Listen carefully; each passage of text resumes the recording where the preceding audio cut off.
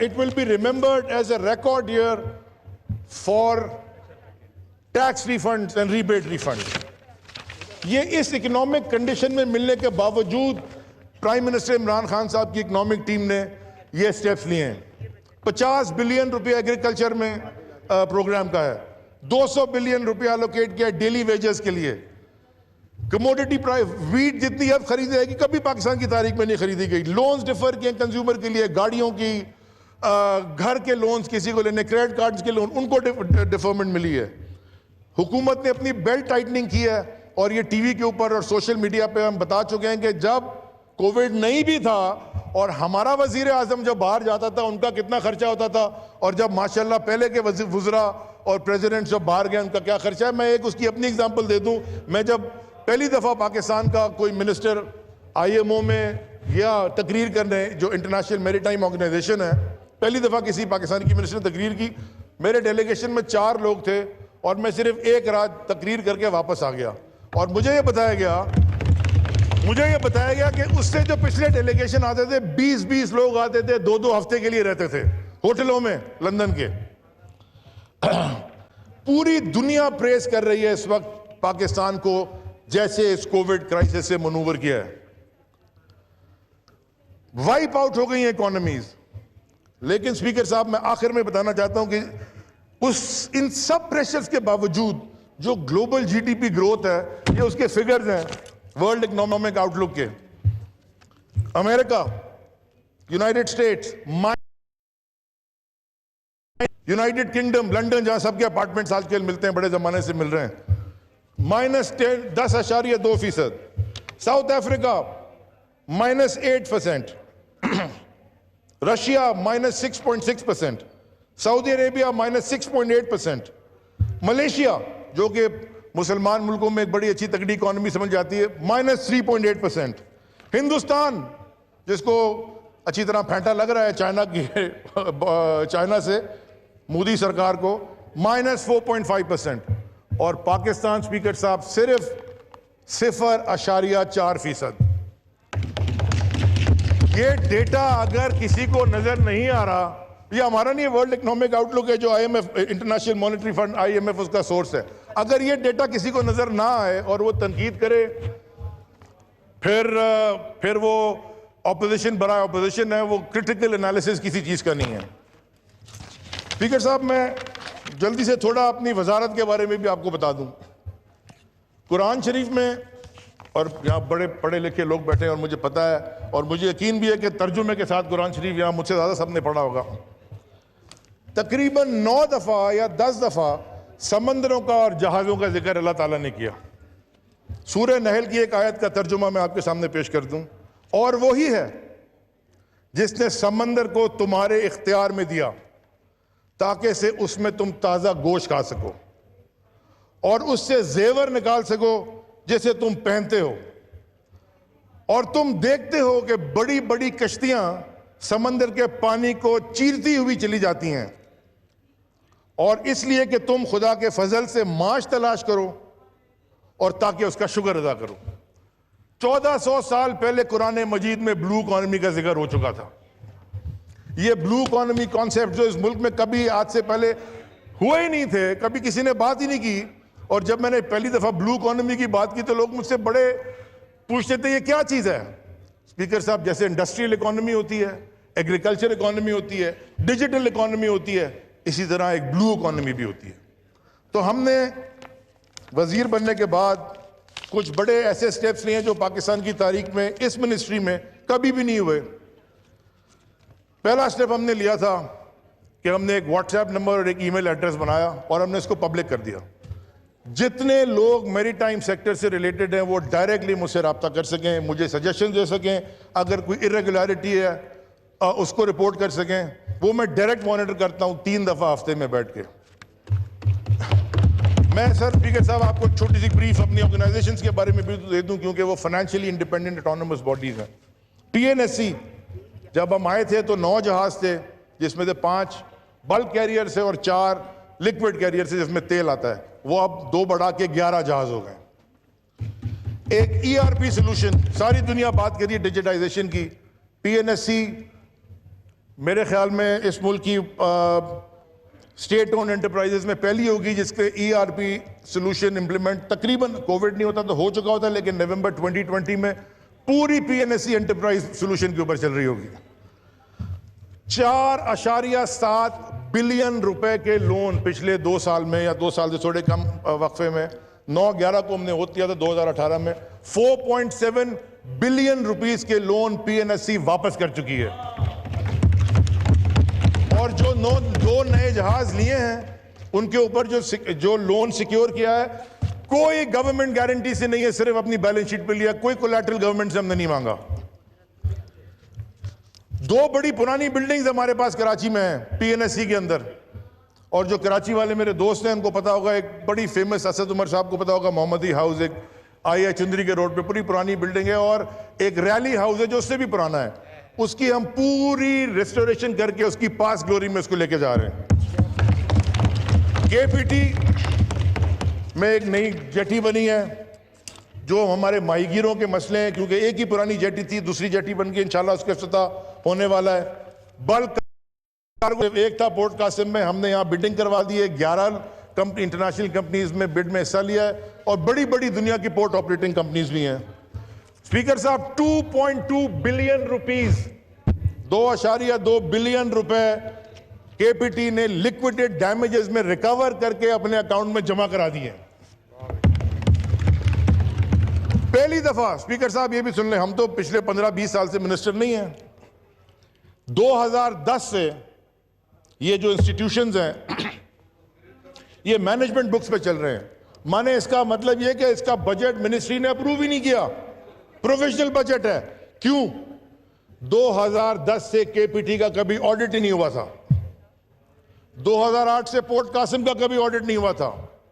Tendering process के through पहली दफा KPT की 125 साल की तारीख में स्टोर का ऑडिट कंप्लीट हो गया है। KPT का एक अस्पताल है, स्पीकर साहब, इतना बड़ा अस्पताल नहीं आगा खान जितना, लेकिन मैंने देखा कि उसके 140 करोड़ रुपए खर्च होते हैं साल में। उसका ऑडिट टेंडरिंग प्रोसेस के थ्रू एक फर्म आ गई है, वो उसका शुरू हो गया है, और पूरे KPT का फाइनेंशियल ऑडिट कंप्लीट होगा, और हम पूरी दुनिया में दिखाएंगे कि फाइनेंशियल ऑडिट जब कंप्लीट होता है तो वहां हुआ कि अच्छी चीज हुई वो भी दिखाएंगे, और जो शॉर्ट कमिंग्स हैं और इरेगुलरिटीज है वो भी दुनिया में दिखाएंगे। पोर्ट कासिम अथॉरिटी, स्पीकर साहब, पिछले 2 साल के कंसेक्यूटिव पोर्ट कासिम अथॉरिटी में highest revenue in the history of Port Qasim हुआ है।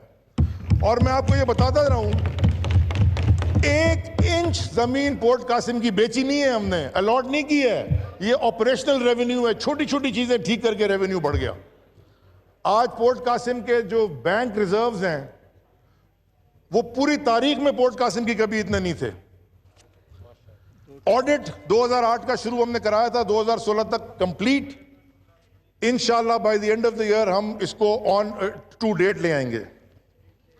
नाइट नेविगेशन, स्पीकर साहब, आपको पता है, यहां मैं वजारत की बात इसलिए करना चाहता हूं कि लोगों को पता हो, क्योंकि बिजनेस इंडस्ट्री डायरेक्टली रिलेटेड है पोर्ट से।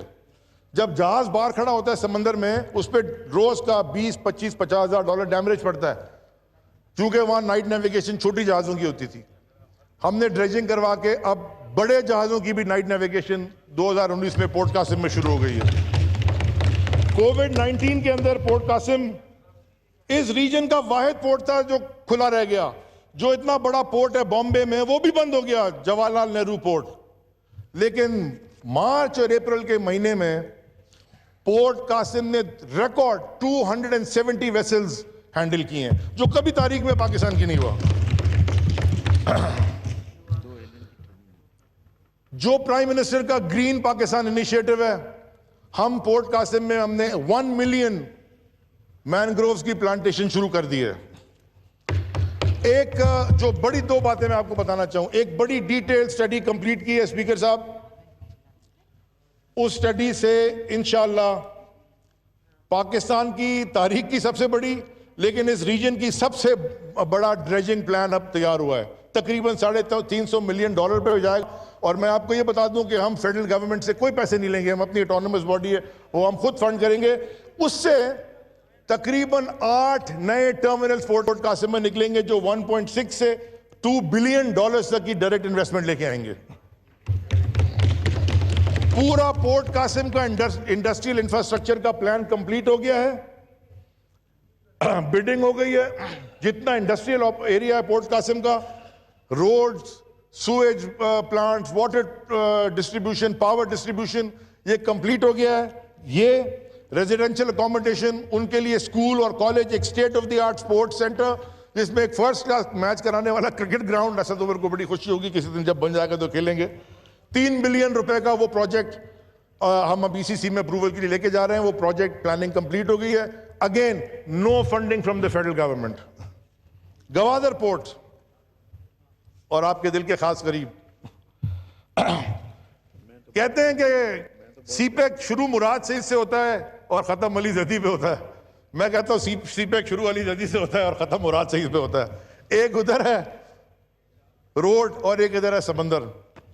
स्पीकर साहब,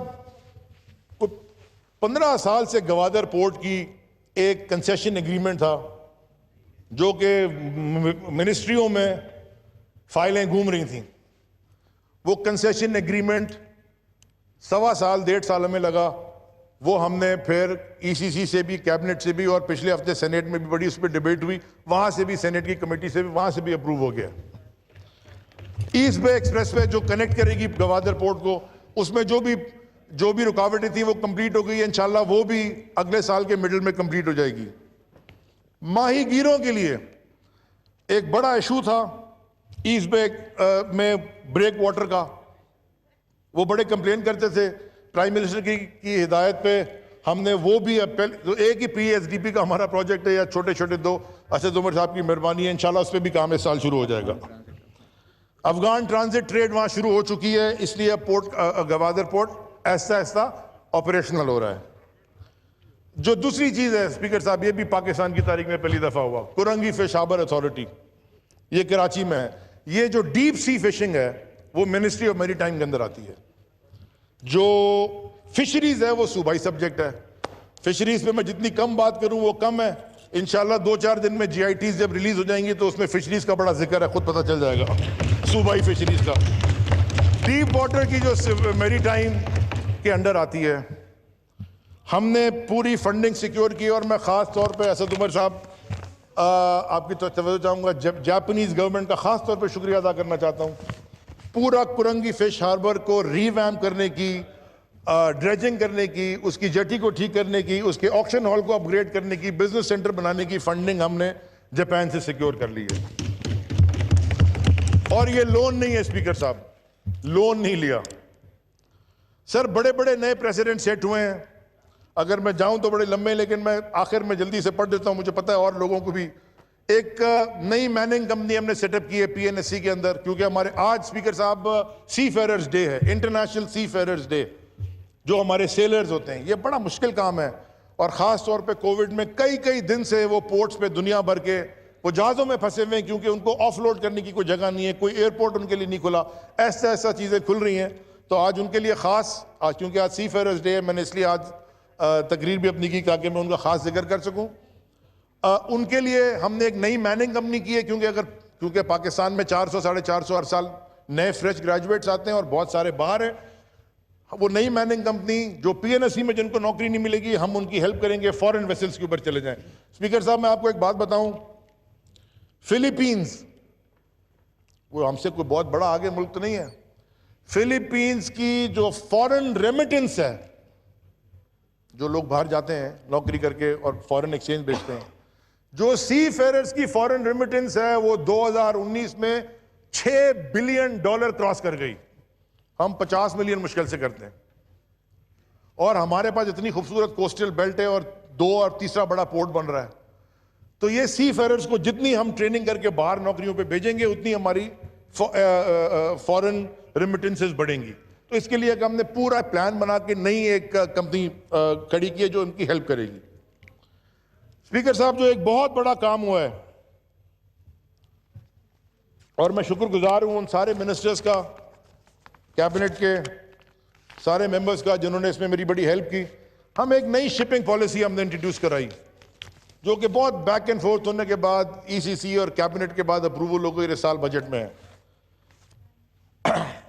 अगर पाकिस्तान को मैरीटाइम नेशन में कन्वर्ट करना है और ब्लू इकोनॉमी का फायदा लेना है तो हमने अपने वेसल्स बढ़ाने पड़ेंगे। लास्ट ईयर हमने $5.5 बिलियन सिर्फ फ्रेट में भरा है, क्योंकि हमारे अपने जहाज नहीं है। तेल तो आना है, सोयाबीन भी आना है जिससे घी बनता है और सुबह पराठे खाते हैं सारे, एडिबल ऑयल भी आना है, कोयला भी आना है जैसे बिजली प्रोड्यूस होती है, हाइड्रोकार्बन्स भी आने हैं, LNG भी आनी है। हम जो नई शिपिंग पॉलिसी लेके आए स्पीकर साहब, 2030 तक, टिल द ईयर 2030, अगर कोई पाकिस्तानी बिजनेसमैन जहाज खरीद के पाकिस्तान में रजिस्टर करता है और पाकिस्तान का फ्लैग कैरी करता है, उसको शिप की इनकम पे no sales tax, no income tax और no custom duty till the year 2030। इससे एम्प्लॉयमेंट भी बढ़ेगी और आपके फॉरेन जो आपके कंपोनेंट के एक्सचेंज कंपोनेंट के ऊपर जो प्रेशर है वो भी कम होगा, बशर्ते कि वो सिर्फ रुपए में चार्ज कर सकते हैं, डॉलर में चार्ज नहीं कर सकते। और वो मुझे कह रहे हैं पराठे कम खाया करो, मैं तो खाई नहीं है, बड़े जन से खिलाते ही नहीं है। और उनको स्पीकर साहब फर्स्ट बर्थिंग राइट मिलेगा। मैंने आपसे पहले कहा अगर बाहर खड़ा होता है उसमें डैमेज लगता है, पाकिस्तानी फ्लैग वाला आएगा उसको पोर्ट पे पहले जगह मिलेगी। तो हम इंसेंटिवाइज कर रहे हैं कि लोग आके इधर जहाज अपने खरीदें। पहली दफा पाकिस्तान को स्पीकर साहब इन्फोफिश जो कि एक FWO का इदारा है जो कि फिशरीज को डेटा जिसका कंपाइल करता है, उसकी चेयरमैनशिप हमें मिली है। पहली दफा पाकिस्तान की तारीख में IOTC, Indian ocean tuna commission, जो कि अगेन एक IMO की बॉडी है, उसका यहां पे लास्ट ईयर वर्कशॉप हुई। आज 53% ऑफ योर कैच, जो कभी भी नहीं था, 3 से 4% था, 53% ऑफ योर कैच, उसका डेटा IOTC से वेरीफाई होना शुरू हो गया है। इंशाल्लाह by the end of this year हम उसको 80% से ऊपर लेके चले जाएंगे। फिशरीज कमिश्नर भी 11 साल से कोई नहीं था ही नहीं, कुर्सी के ऊपर खाली, लेकिन तनख्वाहें मिल रही थी। फिशरीज कमीशन, डेवलपमेंट कमिश्नर हमने 11 साल बाद एक बड़ी पढ़े लिखी PhD खातून को हमने पूरे प्रोसेस के थ्रू अपॉइंट किया, उससे बड़ा फर्क पड़ा है। स्पीकर साहब, LNG के ऊपर जरा बात कर लें।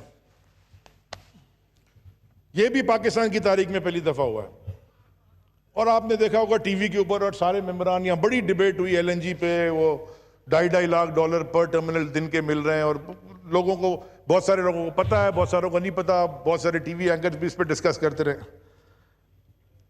जब असद उमर साहब फाइनेंस मिनिस्टर थे और ECC को चेयर करते थे, उस वक्त एक फैसला हुआ था कि LNG टर्मिनल्स क्योंकि पोर्ट पे लगते हैं तो पोर्ट्स उसको मॉनिटर करेंगे और बताएंगे कि वो कहां लगे, कोई और मिनिस्ट्री नहीं करेगी।